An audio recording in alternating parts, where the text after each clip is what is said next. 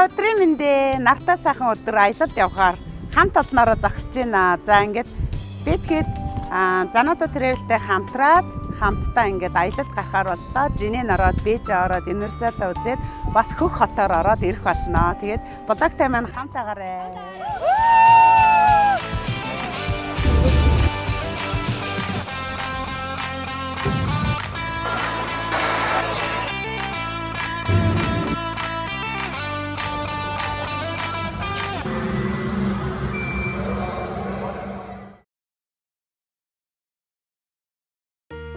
Манай академийнхан Бээжин хот руу зорьсон влогийг хүлээн авч үзэж байгаа үзэгчдэд баярлалаа. Бид аяллаа хөтлөгч компаниар Занато компанийг сонгосон. Яагаад вэ гэх юм бол Занато компани маань аялал жуулчлалын салбартаа Монголд олон жилийн туршлагатай найдвартай компани. За ингээд аялал руугаа орцгоё. Бид аяллаа эхний өдөр Улаанбаатар хотоос галт тэргэнд суугаад замын өдөд ирсэн. Замын өдөд ирэхэд бидний аяллаа турш хариуцж явах хөтөч маань угтаж аваад хилийн бомтор гараад хамтдаа 90 хот руу очлоо. Тэндээ аяллахаа автобусанд ямарч байсан ачаануудаа бүгдийг хийгээд амжлаа. Бид орой 6 цагаас Жинийн хотод очсон байх ёстой байсан болохоор 90 хотод идэж уух ойр зүрийн юм базааж аваад хоол идэж альжаалаа тайлахаар хоолны газар очлоо. Хоолны газар ирэхэд урдаас бүх зүйлсийг бэлтчихсэн байсан болохоор Монгол хүн ийм хоол идэж болох болов яах вэ гэсэн айцсгүйгээр маш амар амттай хоолыг идэж чадсан. Гицэд үртэл хоолоо идэж авчаад цаашаа Буртны замаар 3 цаг гарan тавьсны эцэст Жинийн хоттой орж ирлээ. Жинийн хот бол харьцангуй залуу хот. За мөн залуучууд амьдрахад илүү тохиромжтой гэж үздэг юм байна лээ.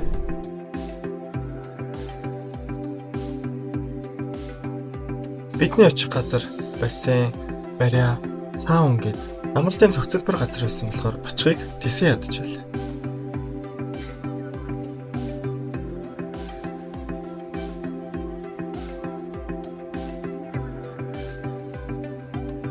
За би тэгэхэд маш тухтай явж ирээд хоолнд ороо бажин бүфет хоолнд маш олон төрлийн хоолнууд байна. За тэгээд 5 хотод очиж бодлуулсан маш гоё тухтай юм байна. За тэгээд манайхны хамгийн их сонирхсан зүйл одоо самархаа байна тийм. Тэгээд самархаагаа бид нар бас энд мэдээ зарим нь идэж үзээгүй байгаа учраас амтлаа. Тэгээд далайн гаралтай хоол бас халуун ногоогүй шүлнүүд гэдэг маш олон төрлийн зүйл. За бас дээр нь пив өнгөө гэдэг маш олон төрлийн хаалнууд идээд гоё байна. За тэгээд манайхан бас тойрол сэтгэлээ зөв хэлчихгүй юу тийм ээ. За аялал маш гайхалтай байна. Хамт олноор аялал гэдэг бол мэдээж маш гоё. Нэг гэр бүлээрээ аялж байгаа юм шиг ийм гоё мэдрэмжтэй. Тэгээд хорон мөч бүхэн жаргалтай байна. Тэгээд Занатогийнхандаа баярлалаа. Үнэхээр гайхалтай зохион байгуулалт юм байна. Хүлээж авч байгаа газрууд, хоол, унд гайхалтай.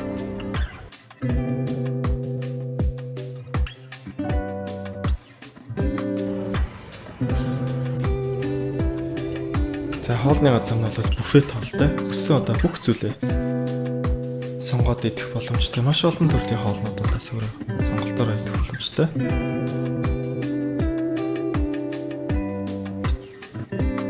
За дээрэс нь халуун маршаа, усан бассейн, за хуурай саун гэдэг юм. Их мэтчлэн маш олон бас үйлчлэгнүүд одоо энэ амралтын газар дотор байж ирсэн.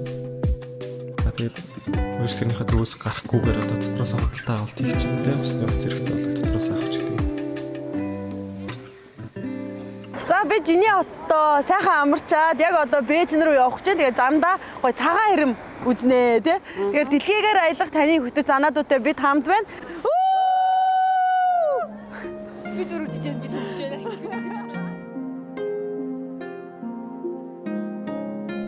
За ингээд өглөө эртлэн босоод Бээжин орох замаараа цагаан хэрэм үзэхээр хөдөлсөн байгаа. За хятад улсын маань зам тээвэр бол маш өндөр хөгжсөн. Урдны замууд нь бол маш одоо сайн хийгдсэн байсан. За дээрэс нь хөдөө нутг нь бол ерөөсөө одоо сэргээгт эрчим хүчийг маш ихээр ашиглаж байгаа нь анзаарчихсан. Хаасайгүй нарны эрчим хүч хураагуур. За эсвэл салхин сэнснүүд маш ихээр харагддаг юм лээ.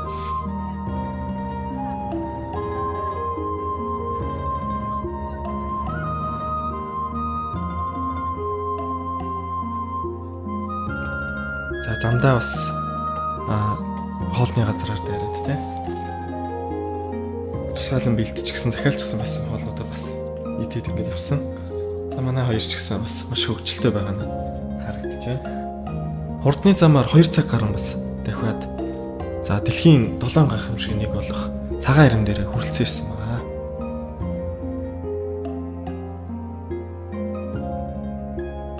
За мэдээ цагаан ирэх маань маш урт байдаг. Тэгээд яг жуулчдыг хүлээж авдаг хит хитэн бүсүүд байдаг. За тэрний Бээжинтэй хамгийн ойрхон хэсэг рүү очсон байгаа. За энд очиход бол мэдээж маш олон хүмүүс бас жуулчд байдаг юм лээ. За бас гадаадын жуулчдаас гадна дотоодын аялал жуулчлал маш их хөгжсөн байгаа нь харагдчихлээ. Маш том улс учраас олон аймагуд олон хүмүүс дундаасаа ингээд дотоодын аялал нь бас нэлээд хөгжсөн харагдсан. За ялангуяа тэтгэвртэй гарсан ч юм уу те нас өндөр гарсан хүмүүс маш их аялдаг юм байлээ. За дээр гарсны дараа бол тэнгэр баг зэргийн бүрхэг байсан ч гэсэн бас үзэгдэх орчин бас холын газар харагдаад үнэхээр үзэсгэлэнтэй бол харагдчихсан. За бид 7 гайхамшиг нэг болох Бээжингийн цагаан ирэм дээр ирсэн байна. Гадаа маш юм бүрхэг юм шиг ирнэ маш бөхчм юм агаартай. Тэгээд дээшээ гарахад бол маш хэцүү юм байна.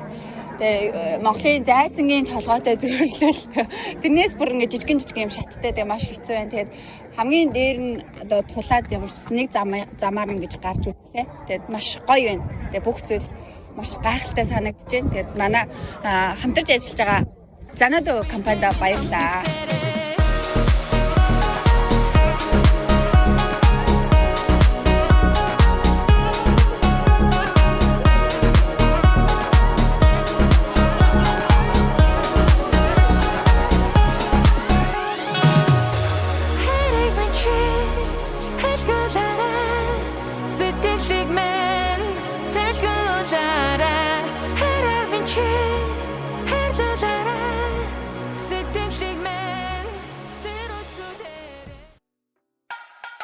Бээжин хот Хятад улсын нийслэл хүн амын тоо 22 сая.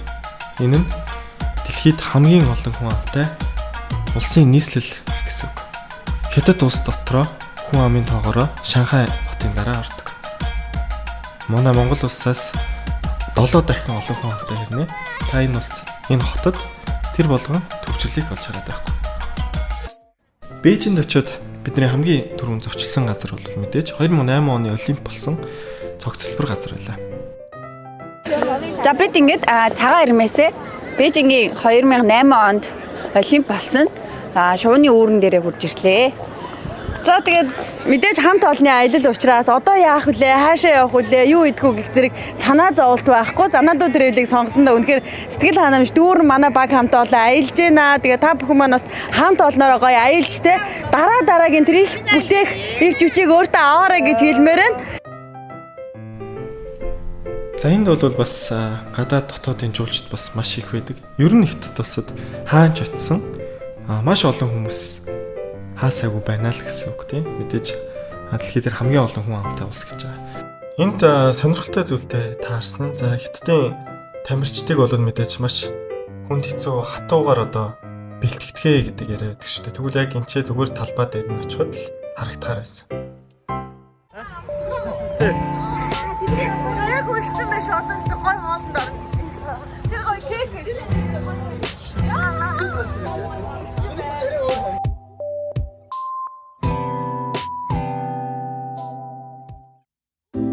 Аяллаа 4-р өдөр хүлээлт маш өндөртэй өдөр.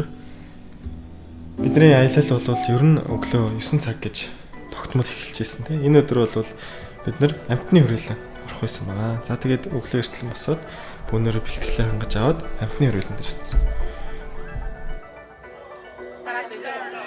Бээжингийн амтны хүрээлэн бол одооноос 100 гаруй жил байна. 1907 онд үүсчихсэн юм даа тийм. За дээрэс нь 950 гаруй төрлийн 14500 гаруй амьтан амьдардаг гэсэн мэдээлэл байна. Бид эхлээд Бээжингийн аквариумыг мэдээд сонирхсон. Бээжингийн аквариум бол харьцангуй сүүл байгуулагдсан буюу 1999 оноос хойш. үйл ажиллагаа явуулж байгаа. Энд бол бас маш олон төрлийн загас жаргах алкол хөвчлэн, ураг загас хөвчлэн маш олон төрлийн амтан байдаг. Мөн далайн гахаан үзүүлбэрүүдээс явагддаг. Бидний хувьд бол яг үзүүлбэрийн цагийнх нь хуваар жоохон зөрөөд исэн болохоор хараахан үзэж чадаагүй. За ингээд цаашаага хөөрэ газрын амттай үзэхээр ирсэн байгаа.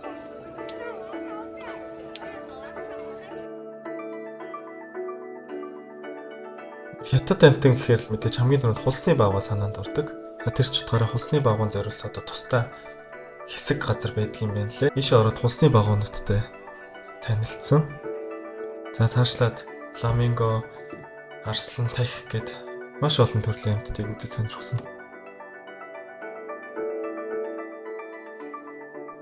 Амьтны хүрээлэн дотор бол маш тайван уур амьсгалтай. За дээрээс нь хаашаа чарсан хэдхэн метр газар явбал газрын зургууд байгаа. Та хаана ямар амьтан байгааг олоход маш хялбар, төөрөхгүй. Их том хэмжээтэй болохоор харин хөл дэвтэйхэн гутлаа өмсгийг зөвлөж байна. За мөн задгаа болохоор мэдээж бороо эдгээр орох юм бол шүхрээ бас бэлдээ төвчүүл зүгээр юм лээ. Би тэнцээ бараг 4-5 цаг үзэж сонирхсон. Гэсэн хэдиж яг бүрэн гүйцэд одоо үзэж дуусгаж амжаагүй байгаа.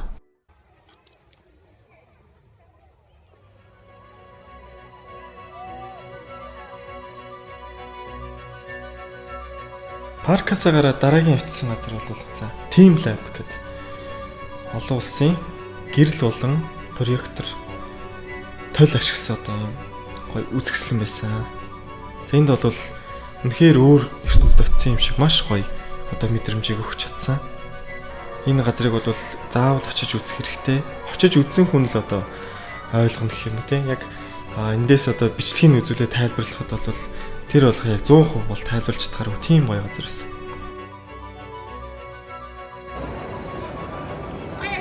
За үнээр тасархаа юм байна.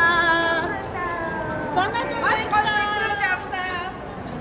За нэлээ ядраад өдөржингөө гадар явсан гоё хоол харагсан чинь гоё шүү. Мэдээж нөгөө аяллаа хамгийн гоё зүйл бол амттай хоол байдаг. Тухайн улс үндэстний хоолыг амталж идэх гэдэг бол маш гоё том соёл. Тэгээд энэ ч нөгөө юу вэ штэ галууны мах. Ногсны мах гоё байна. Тэгээд амттай хоол гэж байна. Өнөөдөр бол бид нар амтны хүрээлэн үзээд Темлам гэдэг тэр бүр үнэхээр гайхалтай байсан. Бүр юм маш сонирхолтой мэдрэмжийг авсан. Тэгээ баг хамт олноор аялах үнэхээр гоё байна.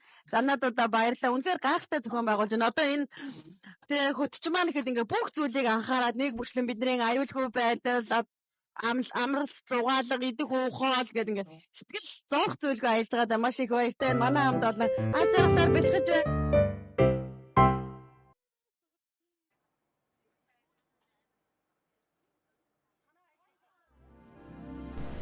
Аяллаа 5 дахь өдөр. За энэ бол хамгийн өсөн хүлээсэн өдөр байгаа. Яагаад вэ гэх юм бол бид нар Universal Pictures-ийн парк руу очсон байгаа. Энд бол бас хөл хөдөлгөөн маш ихтэй байсан. Өглөө одоо 9 цагаас парк маань онгоогоол одоо маш олон очиртай, маш олон хүмүүс үйлчлүүлдэг. За тэгээ Хятад улсын хаанч очсон олон хүн байдаг болооч тэрүү те очирлах гэдэг зүйл хаасайгүй харагдана. Тэгээд очир захигч гэдэг юм ийм одоо боломж байдаггүй.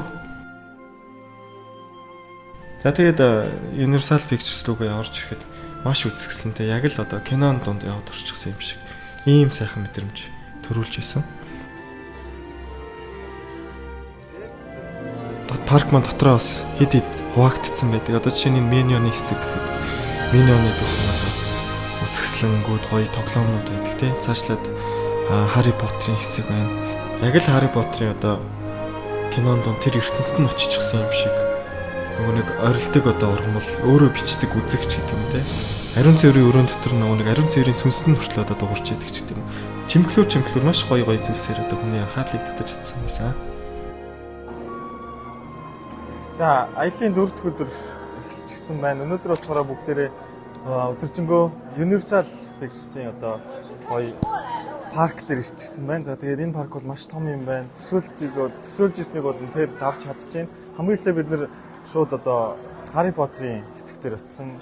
Өөрөө вау гэж хэлмээр маш гоё зүйлүүд дээрээс сууж чадлаа. Одоо тэгээд бүгдээрээ хоолоо идэх гээд Юурийн галын цэцэрлэгийн одоо хоолны газар ирчихсэн ингээд сууж байна.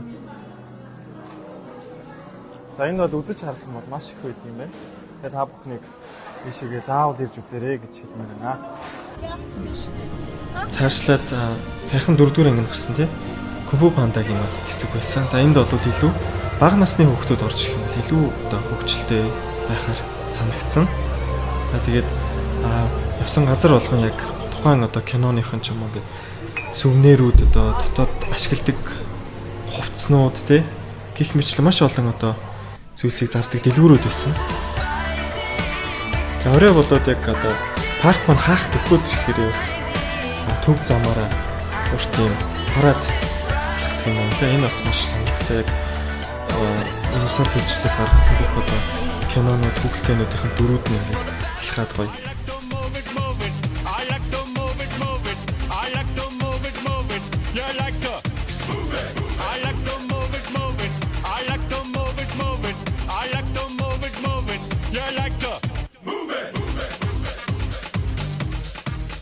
Universal Pictures-ийн парк бол энэ Бээжинг аяллаа хамгийн үзүүштэй, хамгийн сонирхолтой гоё хэсэг нь байж чадсан. Бээжинд аялах одоо таны цор ганц шалтгаанч байсан болохоор ийм гоё одоо байлгаж чадсан гэсэн үг. Тэгээ та бүхэн заавал очоорой.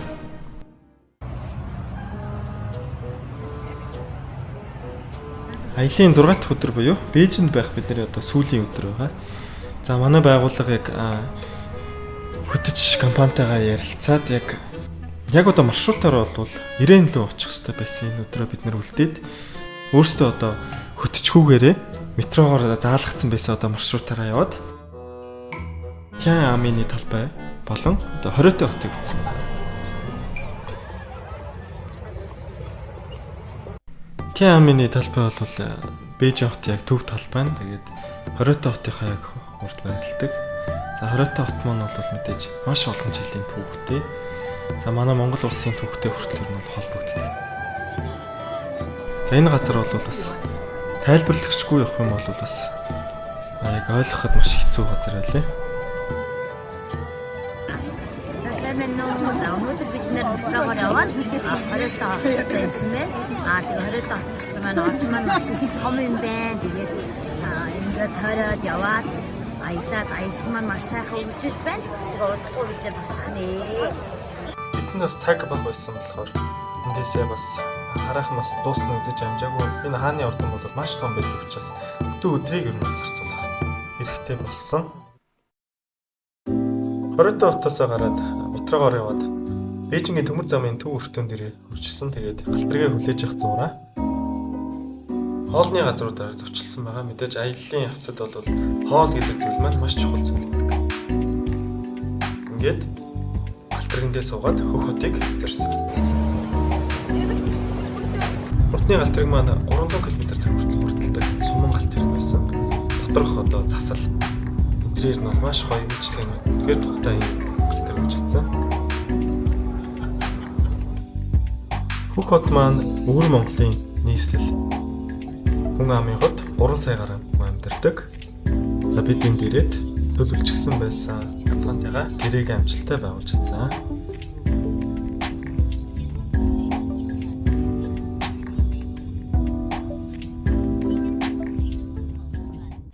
Маргааш нь харин Ирэн хот руу явах замд маш хүчтэй шорон шуурга болсон. За энэ үед бид нэр автобустайгаа хэдэн цаг бас саацсан байгаа. Гисэн хэдий ч манай Занадогийн хамт олон маань бид нартай үргэлж одоо холбоотой байж Ирэн хотод ирэхэд бас тусаж авсан байгаа. За ингээд 7 хоногийн маань аялал амжилттай өндөрлж эх орондоо хүрэлцэн ирсэн байгаа. Аяллаа явцад маш олон гой зүйлсийг үзэж нүд тайлсан ч гэсэн эх орондоо ирэх одоо энэ хүчийг бол үгээр хэлхийн аргагүй юм сайхан байсан. За Улаанбаатарын өглөөний мэндэ. За бид сайхан аялаа Занадо Travel-тэйгээ маш гайхалтай аялыг бүтээгээд ирлээ. Тэгээд үнэхээр аялал бас сонирхолтой сайхан байлаа. Тэгээд аяллаараа маш олон зүйлсийг үзсэн. Аялал тухтай, аз жаргалтай, happy тэгээд хамгийн сайхан байлгасан Занадогийнхандаа маш их баярлалаа гэж хэлмээр байна. Бид хамтдаа гэрэлтүүлнэ. За хэдэл өрөө галжээ. Хамтдаа гэрэлтүүлнэ.